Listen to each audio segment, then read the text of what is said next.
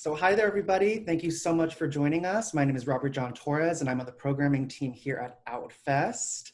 Thank you so much for joining us at the festival. This is our first ever virtual edition. I think it's only fitting that in the spirit of the LGBTQ plus universe, we are people born of the fighting spirit, and we persevere even in uncertain, tricky times. So if you guys are joining us now, you have most likely just finished watching the effervescent, delightful, inspiring gem that is Gaytino, Made in America, directed by Guerrero, the legendary Guerrero. And I wish. I'm very excited to have the creative team behind the film here with us today. So we are short on time, so I want to jump right into it. And if you guys would be willing to introduce yourselves, that would be great. Shall I start? Because I'm Yes, the indeed. oldest. Beauty God, first. no.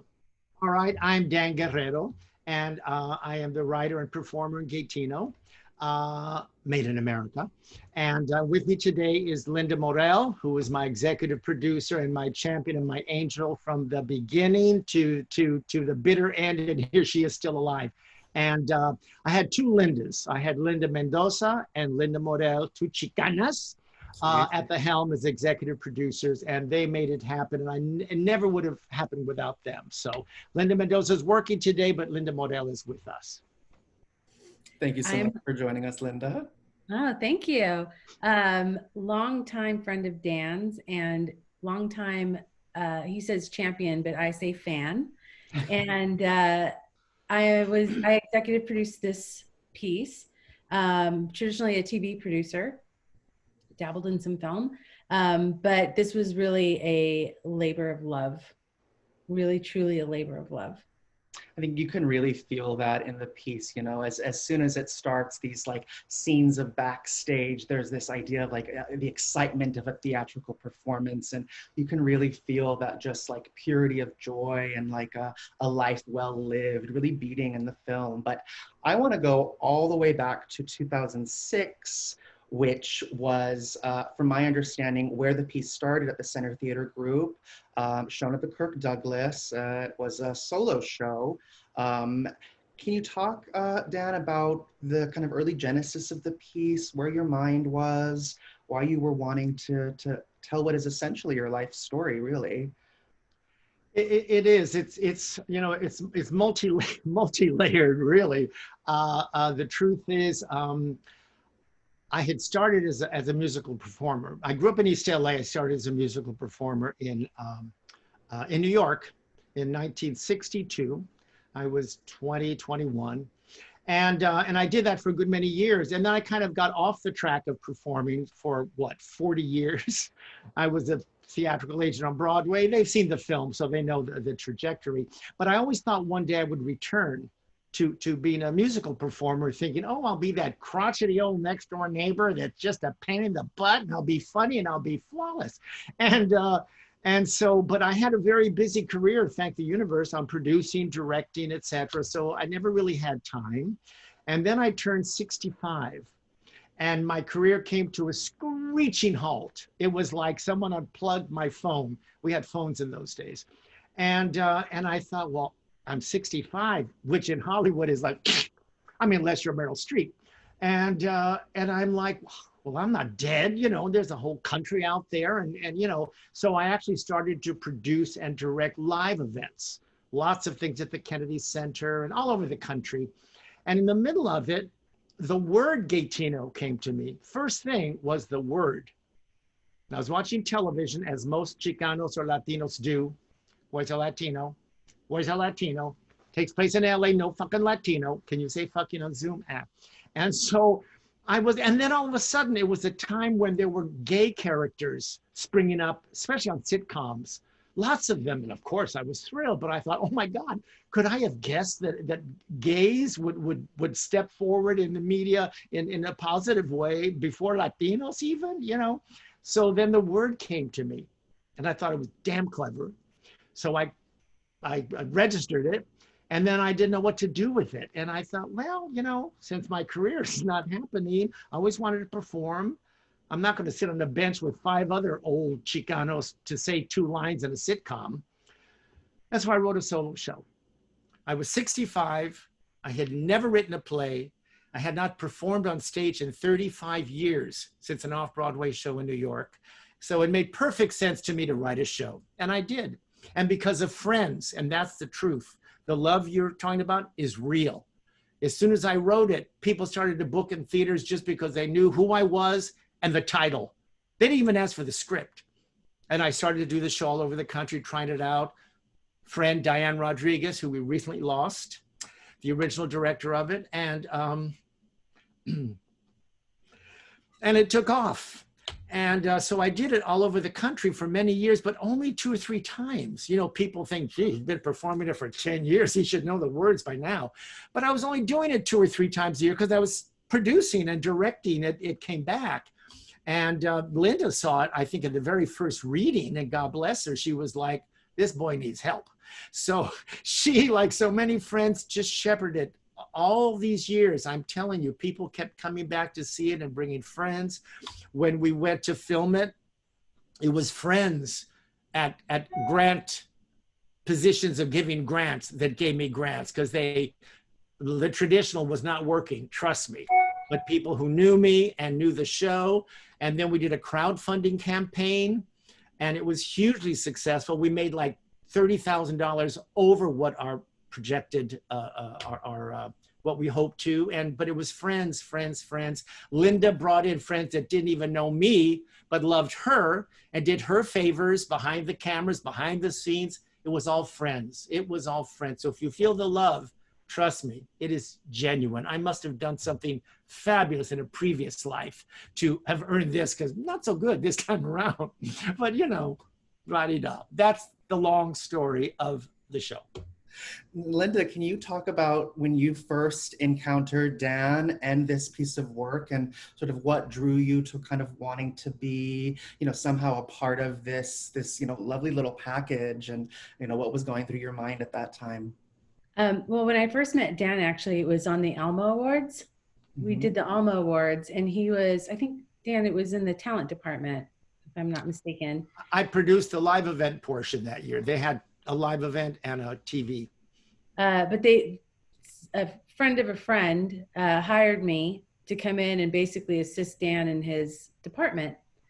And we had to share this little office. And the minute I made an anti-meme reference, we were done. Was it? We were done. We must have recited that movie over months and months. But we got to know each other really well. And he sent out an invitation when he was doing the show, and it was just in a little black box theater. And I just remember, I've seen a lot of one woman, one man shows. I'd never seen anything like that before. Never. The story, from laughing to crying to, you know, and this was with no visuals. This was just Dan telling the story.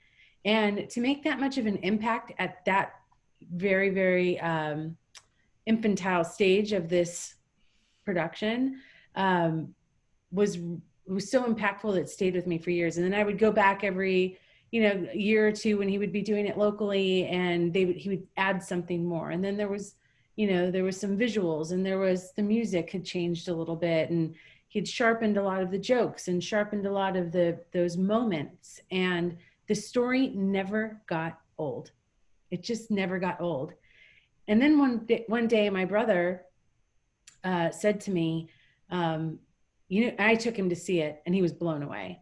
And what he said to me, as a gay man, as a gay Latino, as a Gaytino, said to me, these are the stories that need to live forever, because we don't, him and his generation, he and his generation don't have those stories, aren't told, because they'd always been in the shadows, you know, or very local, but there's never been this story told this way. And he said specifically about Dan sitting at the table, realizing like that he got to the other side of the table in his life when he said, oh my God, I had that moment, you know, and he had something to reference, and he was really excited about it. So when Dan said, let's like, I really, really want to do this, I said, fine, let's do it. I mean, build it and they will come. And he's right. The people that donated and, you know, participated and my crew that didn't know Dan at all, these are people that I work with in the industry that were like, yeah, okay, we'll come and do this for you, you know, non-union, reduced rate, whatever it is. Those guys, these were grips, by the way, that came to me after the first performance and were like, all right, we had no idea what this was. We would have done it for free. Like that, this needs to go to festivals. This is amazing. And these are like straight men that were telling us these stories, you know, giving us their feedback. And I was blown away. And I was like, okay, we really have, I've always known it was special. But when I was actually shooting it and seeing everybody come together after that first performance, everybody had ownership of it. Everybody felt connected to it in some way, shape, or form. And you really, really felt that. And the fact that you say that you can feel the love in it is so validating to me, because it really was out of love, completely. You know, I think it's you know, of course that these grips, these straight people can really feel what is a great deal of authenticity and heart, and really a universal story of, you know, overcoming shame, whether that is about your sexuality or about your heritage, and really growing into like who it is that you are. And, you know, the solo shows have a long history in the United States in American theater. Whoopi Goldberg, John Leguizamo, Anna Devere Smith, but this one really weaves in the you know, what it means to be a queer person, a gay man specifically, and what it means to be a Chicano and how those intersect. And I was hoping, Dan, you could talk about those two themes and why they were so important to you. I mean, they're literally in the title, Gaytino. Yes. That was one of the big, I wrote in the first place, it is autobiographical, but I never think of it as my story. I honestly don't.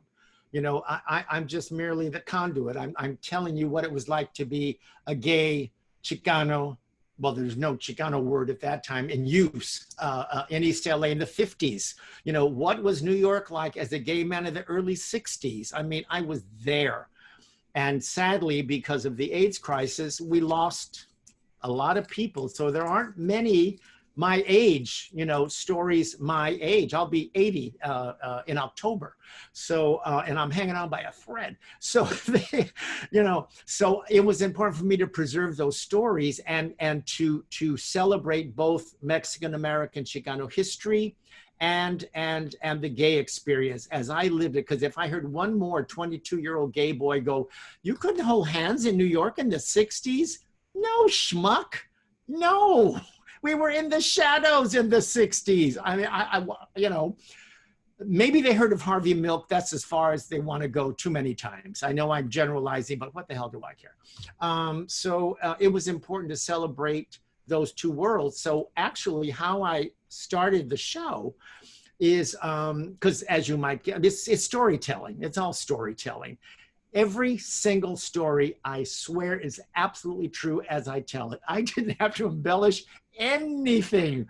Some of the biggest laughs, you know, the frijoles have been spilled from Carlos, is true. I never had to make up a thing. But what I did, I made two lists. I made a gay list and I made a Chicano list. And I wrote defining light bulb moments. The first time I realized I was gay, the first time this, the first time I felt discriminated against because of and I made these two lists, and each one, oh yeah, there's that story. Oh, this is, they were so clear. And then I started to, you know, mix them up and have them feed each other. I didn't originally expect to make it so, chronological. I didn't. I wanted to mix it up more, but in the end, I really had to. There is some mixing, you know, the Nixon White House story when I'm there, and then to the Clinton White House when my dad gets the medal. There's a few, but it was covering so many years and so much territory, and you were getting so much information. I was afraid people might get confused, or that's why I do that device of 1960, John F. Kennedy elected president, Doris Day still a virgin, Elvis out of the army. So they would always be able to kind of follow where they were in the story, you know. But it was very important for me to tell the Mexican-American Chicano story and what it was like to be gay over the years and the progress we've made. Of course, we have so far to go in both those worlds, but you have to celebrate how far we have come, you know. So I was hoping to keep that balance. You mentioned your father, and really one of the major kind of like supporting characters, I suppose you could say, in the story is your father, the late Lalo Guerrero. And I was wondering if you could talk about how that was so important, because I think for a lot of people, particularly like young Chicano artists, they're when you're young, there is not a kind of creative presence in those families, at least a way to make money, to show that this is a viable way to support yourself. But you have that, and you talk about it a great deal in this work. Can you talk about that? Yeah, my dad, Lalo Guerrero, the father of Chicano music, and my boyhood friend, Carlos Almaraz, they were the other reason. You know, that's why, as I say, I don't think of it as my story, because it's really, I wanted to celebrate these two extraordinary men and their contribution not only to our culture, but to me.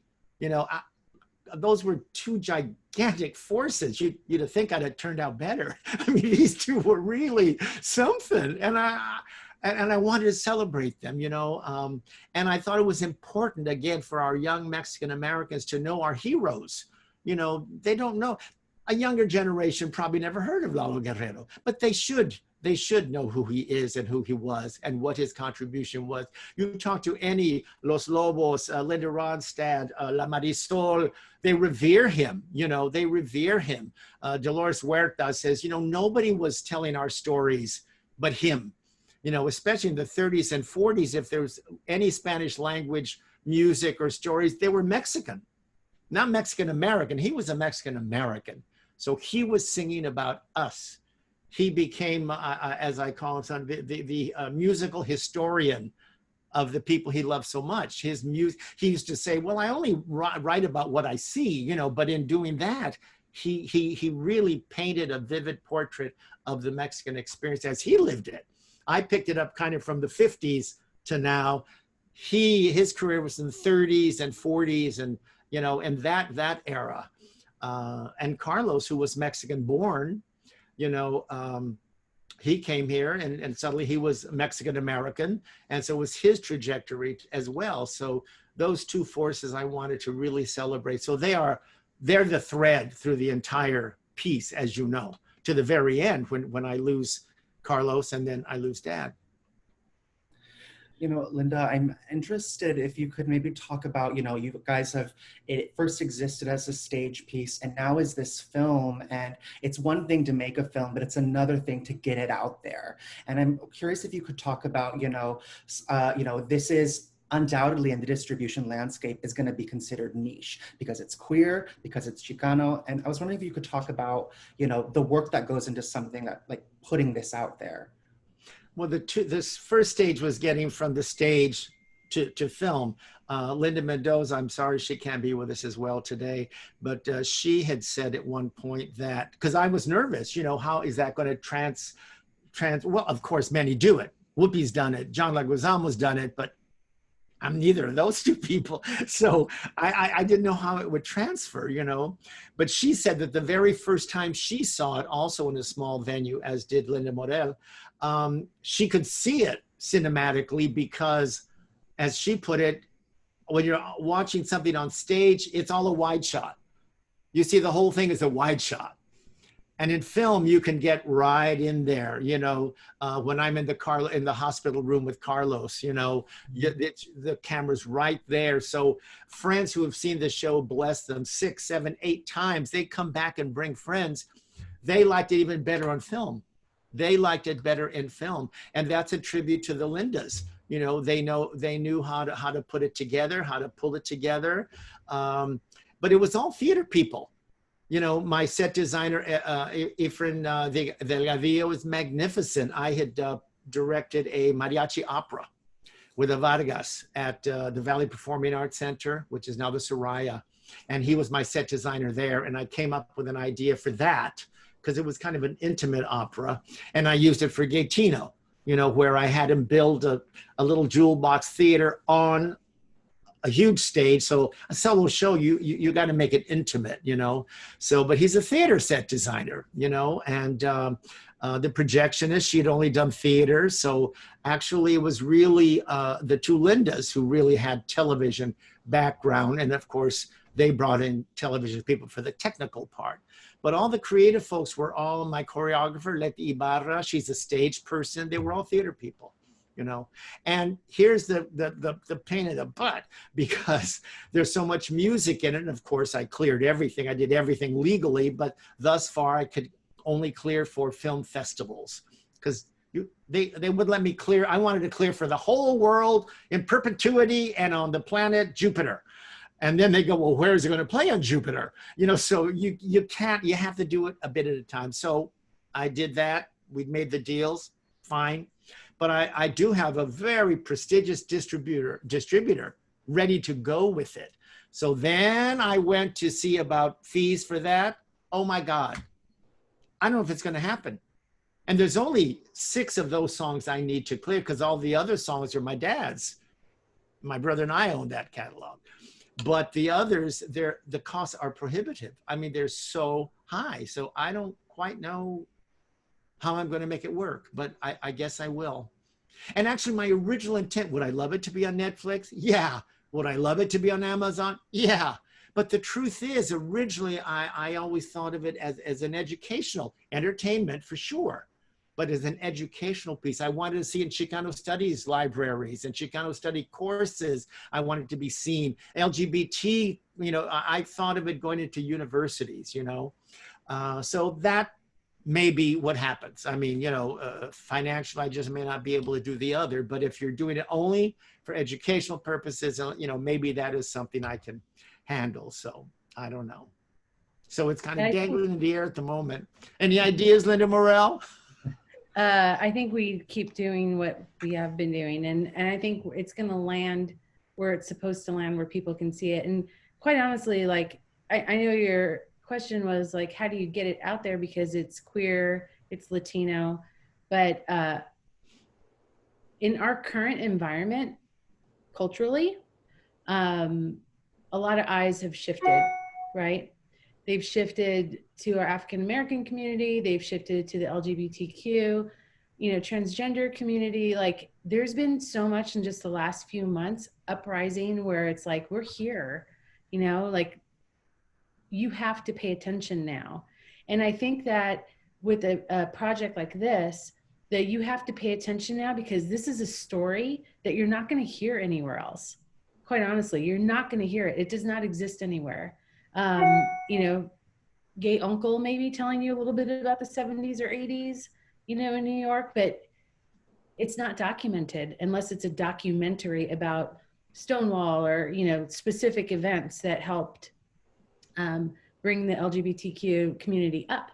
So I think that people are going to want to see and hear this story, because it's not just a like, oh, this was terrible as gay people and this is how we had to live. This is like, this is the story of how we get here, you know, and happiness and love, you know, relationships, working hard, you know, trying to bring in your own culture into your life later in your life. You know, there's a lot of awakening moments. And I think that once the name gets out there, the curiosity, you know, will be piqued. And I have no doubt that this will end up on a bigger platform somewhere. At least that's our hope. And then you don't have to worry about the clearance, Dan. Yeah, I'm not going to change my name and move to Baja. But you know, darling, thank you for bringing up that it's not, you know, like, oh God, did we suffer? Because that was very much, you know, not by accident. It was by design. I did not want to say, oh God, being gay, you know, in 1950s, think about it. Like I say in this show, there was no out and proud people on magazine covers. There were no movies about it. There was nothing. You knew nothing. I didn't even know what it meant. I knew what it meant. But what it meant, like how you live your life or what my life will be, there was nothing, you know. But I wanted to be celebratory with both those, as you say, how far we have come, but this is how we got there. But I wanted it to be, you know, I didn't want to be beating my chest all night on how we've suffered, you know, both those communities, though we have. And I do make my point of those, but usually it's little and then I'm off to a joke so you don't know you've just been stung, you know. It's such you should say who your brother is, Linda. That makes it all the more impressive. Oh, he knows. We pre-talked about that. Well, Off but the camera. people watching should know. He could use a plug. Give him a plug. Give him a plug. Well, my brother is one of the co-executive producers of Queer Eye, and so that makes this project even more important because I am a straight sister in the gay brother sandwich. And so for them to be able to have access and to see a show like this and share it with other people, I mean, I'm of Mexican and Puerto Rican descent. My older brother's partner is from Kansas and as white as can be. And he said, you know, I'm going to bring David to the show, but I hope he understands a lot of it. And David came out of that show sobbing and laughing and was like, that was the best story, because I don't care what culture you're in, you still, as a gay man, can identify with a lot of like everything in that show. You don't have to be Latino to get it. And I think that's going back to my previous point, is it transcends that. So for having a brother who works on a gay show, you know, it's important in my family. It's really important. And you know, they are universal themes. It's a father-son relationship. It's a best friend story. They are universal themes, you know. But I do find, sadly, I still think some non-Latinos think, oh, that's a Latino thing, and they don't go. If someone brings them, that's the reaction. But I don't know that they'll always buy a ticket. I found it interesting that as many, I know we have to wrap as well, but I've done tons of universities all over the country. I have never, ever been brought yet by anything other than a Latino organization. Chicano studies, Chicano research, a Latino fraternity, never from a theater department, never from an LGBT department, unless it was a Latina like UCLA, Alicia Gaspar de Alba. Never, not once. That says something. Well, I can say that you are now a part of the Outfest family. I'm so proud. I'm so biggest queer film excited. festival on the planet. The best. And this is going to be seen by such a diverse and interested group of queer people from all experiences and intersections. And we're so, so honored to have this. Really I'm honored. Believe me, I'm honored. I'm honored. I really am. Thank you. That is all the time that we have, unfortunately. But I just want to say thank you so much to Dan and Linda and other Linda off wherever she is. Thank you guys truly so much. Thank you. For watching. Gracias. Bye, everybody. Bye.